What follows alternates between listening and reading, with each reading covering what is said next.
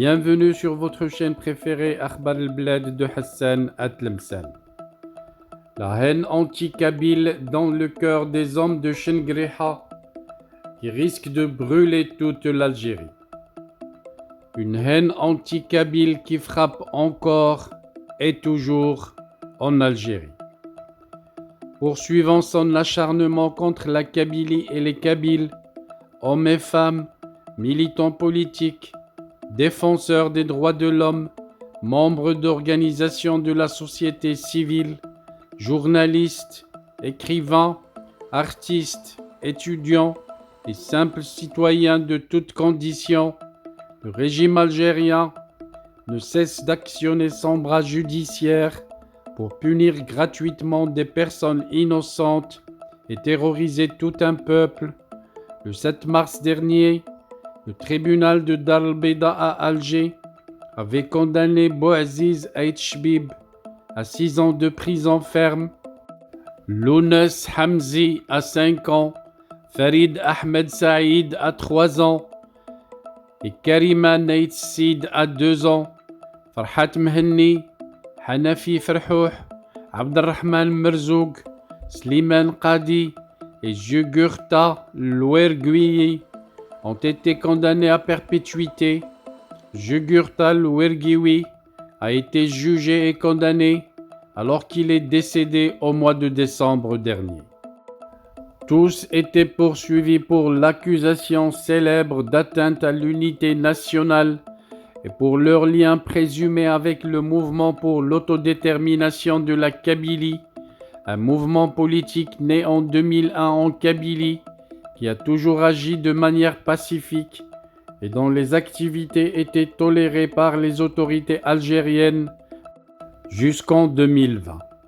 En mai 2021, le gouvernement a subitement décidé de classer le MAC comme organisation terroriste et a utilisé ce prétexte pour mettre en place une vaste et brutale opération de chasse non seulement aux membres et sympathisants du MAC, mais aussi à tous les Kabyles qui défendent leurs droits notamment socio-culturels ou qui se manifestent par leur adhésion à la politique gouvernementale. Le 1er mars 2023, un autre procès s'est déroulé au tribunal criminel d'Ouahran concernant un autre groupe de Kabyles comprenant Madame Mira Moknache, universitaire ayant déjà été condamnée par un tribunal d'Alger en novembre 2022 pour les mêmes motifs fallacieux imaginés par la police algérienne, atteinte à l'unité nationale et appartenance à un groupe terroriste.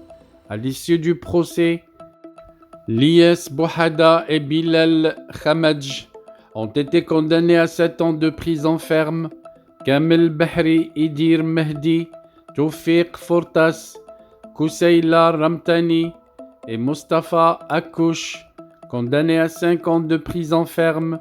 Riyad Hamchash, Nabil Moussaoui, Bilal Hamitouch et Mira Moknache, condamnés à 3 ans de prison ferme. Bouaziz Aït-Chbib, Lounès Hamzi, Kamira Naït Sid, Mira Moknache et un certain nombre d'autres prévenus ayant déjà été jugés pour les mêmes motifs et pour certains acquittés en novembre et décembre 2022, ils n'auraient jamais dû connaître un deuxième procès. Le droit interdit de juger et de condamner 2 fois pour les mêmes faits. Aucune personne acquittée légalement ne peut être reprise ou accusée à raison des mêmes faits, même sous une autre qualification, l'article 6 du Code de procédure pénale, et nul ne peut être poursuivi ou puni en raison d'une infraction pour laquelle il a déjà été acquitté ou condamné, selon l'article 14 alinéa 7 du Pacte international relatif aux droits civils et politiques. Durant leur plaidoirie, les avocats de la défense ont relevé de nombreuses irrégularités, comme l'absence de preuves matérielles, les violations des procédures de justice, les violations des lois nationales et des conventions internationales, les accusations sans base légale et l'interdiction de s'exprimer durant les audiences en langue amazigh, pourtant langue officielle en Algérie. Concernant Kamira Naït Sid, coprésidente du Congrès mondial amazigh, le juge n'a tenu aucunement compte ni de sa plainte contre son enlèvement le 24 août 2021 et sa séquestration par la police algérienne pendant 7 jours, ni de la décision de l'ONU qui a qualifié sa détention d'arbitraire et a demandé sa libération le 1er avril 2022. En revanche, le juge lui a reproché sa présence à la visioconférence de Farhat Mehenni à l'université de Tizi Ouzou en 2019, en compagnie de 800 autres personnes. Cela n'est qu'un exemple du caractère farfelu des accusations et de la vacuité du dossier accusateur. Il apparaît donc clairement que les juges ne tiennent pas compte du droit, mais appliquent une feuille de route dictée par le pouvoir militaire algérien qui veut punir la Kabylie pour sa résistance à son système raciste et dictatorial.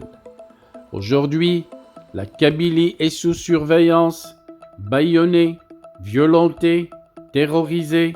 L'arbitraire est tel que n'importe qui peut s'attendre à être brutalement arrêté dans la rue, sur son lieu de travail ou à son domicile. Des centaines de Kabyles sont en prison, d'autres sont menacés, d'autres sont sous contrôle judiciaire et d'autres formes de contrôle, et d'autres encore sont interdits de sortir d'Algérie hors de toute procédure de justice. Les Kabyles de la diaspora ne peuvent pas rentrer dans leur pays de peur d'être arrêtés dès leur arrivée à l'aéroport. Les uns sont condamnés à l'intérieur, les autres sont condamnés à l'extérieur, arbitrairement. Le 8 mars dernier, Journée internationale pour les droits des femmes, le Congrès mondial amazigh avait rendu un vibrant hommage à sa coprésidente Kamira Naït Sid, ainsi qu'à toutes les femmes résistantes et en lutte contre toutes les formes de tyrannie et défenseurs des droits et des libertés. Le Congrès mondial amazigh était extrêmement indigné par les souffrances qui leur sont infligées, ainsi qu'à leurs familles. Le Congrès mondial amazigh avait appelé chacune et chacun à les entourer de toute sa solidarité et de son affection. Le Congrès mondial amazigh partageait le désarroi et l'indicible peine que vit Nanouara, la mère de Kamira Naït Sid, âgée de plus de 80 ans et malade. Cela fait près de 18 mois qu'elle est trimballée de prison en tribunal pour voir sa fille. Nanouara avait autant plus mal qu'elle savait que sa fille n'a fait aucun mal et que sa détention est absurde et hautement injuste. Elle espérait seulement que Kamira ainsi que tous les autres détenus politiques retrouvent vite la liberté et qu'un jour, une vraie justice punira les acteurs et les responsables de cette tragédie.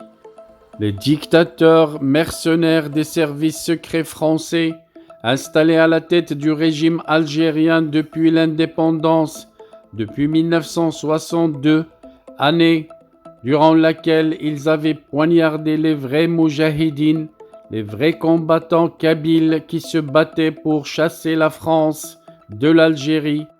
Et voilà que 70 ans après, en Kabylie, la haine anti-kabyle des hommes de Chengriha continue et risque de brûler avec elle toute l'Algérie.